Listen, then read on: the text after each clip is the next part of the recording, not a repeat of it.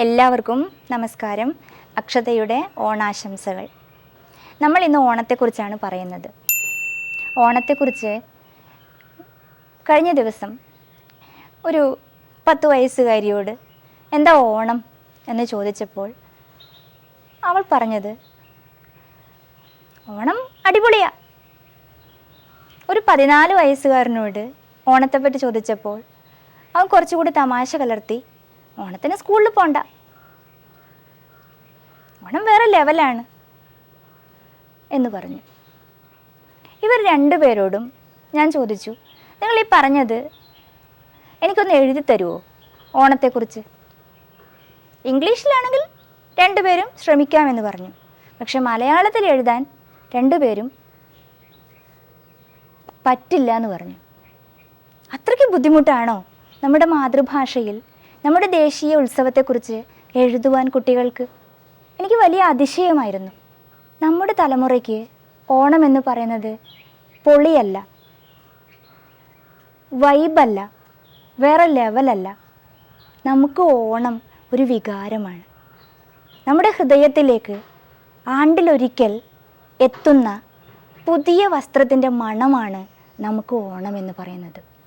കാരണം നമ്മുടെ ആ തലമുറ എന്നുമെന്നും കുപ്പായങ്ങൾ വാങ്ങിക്കുന്ന തലമുറ ആയിരുന്നില്ല.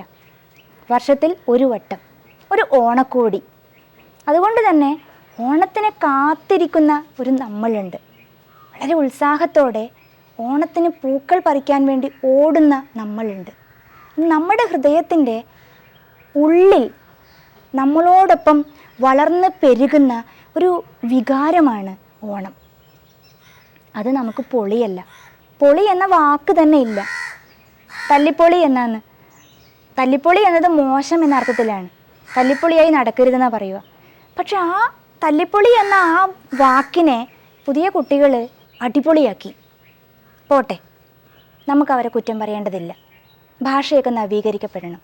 പക്ഷേ ഉത്സവങ്ങളിലേക്കും ആഘോഷങ്ങളിലേക്കും ഹൃദയങ്ങൾ ഉൾച്ചേരുന്നുണ്ടോ? അതോ വെറും ഒരു കെട്ടുകാഴ്ചയുടെ അതിപ്രസരത്തിൽ വേറെ വേറെ വൈബുകളായി മാറുന്ന ഉത്സവങ്ങളായി മാറുകയാണോ ഓരോന്നും? പഴയ തലമുറയിൽ ചിലരെങ്കിലും അങ്ങനെ ആലോചിക്കുന്നുണ്ട്. നമ്മൾ ഓണപ്പാട്ടുകൾ പാടുമായിരുന്നു. കൈകൾ ചേർത്ത് കൂട്ടുകൂടി പാട്ടുപാടി നമ്മൾ ഓണത്തെ വരവേൽക്കുമായിരുന്നു. അതിലെല്ലാവരും ഉണ്ടായിരുന്നു, എല്ലാ മനുഷ്യരും ഉണ്ടായിരുന്നു. മാവേലി നാടു വാണിടും കാലം മനുഷ്യരെല്ലാരും ഒന്നുപോലെ ആമോദത്തോടെ വസിക്കും കാലം ആപത്തങ്ങാർക്കും ഒട്ടില്ല താനും. കള്ളവുമില്ല ചതിയുമില്ല എള്ളോളമില്ല പൊളിവചനം. ഇതിൽ ഒരു പൊളിയുണ്ട് അല്ലേ? പൊളിവചനം. ഈ പൊളി എന്ന് പറയുന്നത് കള്ളത്തരമാണ്, നുണയാണ്, ആൾക്കാരെ പറ്റിക്കലാണ്, പൊള്ളയാണ്. ഈ പൊളി എന്നതിനെ പുതിയ തലമുറ അടർത്തി എടുത്തിരിക്കുകയാണ്. എല്ലാം പൊളിയാണ്, എല്ലാം പൊളിയാണ്, ജീവിതമേ പൊളിയാണ്. ജീവിതം എങ്ങനെയുണ്ട് കുട്ടി? അവർ ഒറ്റ വാക്കുള്ളൂ, പൊളിയാണ്. ഓണം എങ്ങനെയുണ്ടായിരുന്നു? ഓണം പൊളിച്ചു. പുതുവർഷം എങ്ങനെയുണ്ടായിരുന്നു? പുതുവർഷം പൊളിച്ചു. അപ്പോഴാണ് നമ്മുടെ തലമുറ, അല്ലെങ്കിൽ വളരെ വളരെ അജ്ഞാതനായ ഏതോ ഒരു മനുഷ്യൻ മാവേലി നാടിനെ കുറിച്ച് പറഞ്ഞ ആ പാട്ടിലെ ഒരു വരി, കള്ളവുമില്ല ചതിയുമില്ല എള്ളോളമില്ല പൊളിവചനം. പൊളിയില്ലാത്ത ഒരു കാലത്ത് നിന്നും പുതിയ തലമുറയിലേക്ക് വരുമ്പോൾ എല്ലാം പൊളിയാവുന്നു, എല്ലാം പൊളിക്കുന്നു.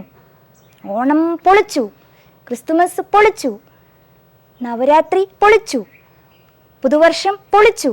ഇങ്ങനെ ഓരോന്നും പൊളിക്കുന്ന, ഉത്സവാഘോഷങ്ങളെ പൊളിയാക്കുന്ന, പൊള്ളയാക്കുന്ന ഒരു വേറെ ലെവൽ ജീവിതത്തിൻ്റെ അന്യഗ്രഹത്ത് എത്തിപ്പെട്ട മനുഷ്യരെ പോലെ ഈ പൊളി ലോകത്ത് ഇതെന്താണ്, ഇത് നേരാണോ, ഇത് നുണയാണോ, ഇതെന്താണ് എന്ന് തിരിച്ചറിയാൻ കഴിയാതെ ഈ പൊളി ലോകത്ത് നേര് പറയുന്ന, നേര് ആഗ്രഹിക്കുന്ന, നേര് മാത്രം നന്മയോടെ നിലനിൽക്കുവാൻ ആഗ്രഹിക്കുന്ന കുറേ മനുഷ്യരുണ്ട്. അവർ പുതിയ തലമുറയിലെ കുട്ടികളോട് ഒരു കാര്യം പേർത്തും പറയുന്നു, ആവർത്തിച്ച് പറയുന്നു. ഓണം മക്കളെ പൊളിച്ചു കളയല്ലേ. ആഘോഷങ്ങൾ കുഞ്ഞുങ്ങളെ പൊളിച്ചു കളയല്ലേ. ഓണവും ആഘോഷങ്ങളും ഹൃദയത്തോട് ചേർത്ത് പിടിക്കുക. കള്ളവുമില്ല, ചതിയുമില്ല, എള്ളോളമില്ല, പൊളിവചനം. മലയാള നാട്ടിലേക്ക് ആണ്ടിലൊരിക്കൽ ആ പഴയ രാജാവ് വരികയാണ്. തൻ്റെ പ്രജകൾ സുഖമായിരിക്കുന്നുവോ സന്തോഷമായിരിക്കുന്നുവോ എന്നറിയുവാൻ വേണ്ടി പാതാള ലോകത്തു നിന്നും കള്ളവും പൊളിയുമില്ലാത്ത ഒരു നല്ല രാജാവ് എഴുന്നള്ളുന്നതിൻ്റെ ഓർമ്മകൾ കൂടിയാണ് ഓണം. അതിനാൽ നമുക്ക് പൊളിയില്ലാതെ ഉള്ളിലെ ആഴങ്ങൾ കൊണ്ട്, നേരിൻ്റെ നിറവുകൾ കൊണ്ട് ആ നല്ലവനായ രാജാവിനെ, മാവേലി രാജാവിനെ, മഹാബലി തമ്പുരാനെ എതിരേൽക്കാം. ഈ ഓണനാളിൽ നമുക്ക് പൊളി പറയാതെ, പൊള്ളത്തരങ്ങളില്ലാതെ, നിറവാർന്ന മനോഹരമായ സന്തോഷകരമായ സമാധാനപരമായ ഓണം ആഘോഷിക്കാം. എല്ലാവർക്കും അക്ഷതയുടെ തിരുവോണ ആശംസകൾ. നന്ദി.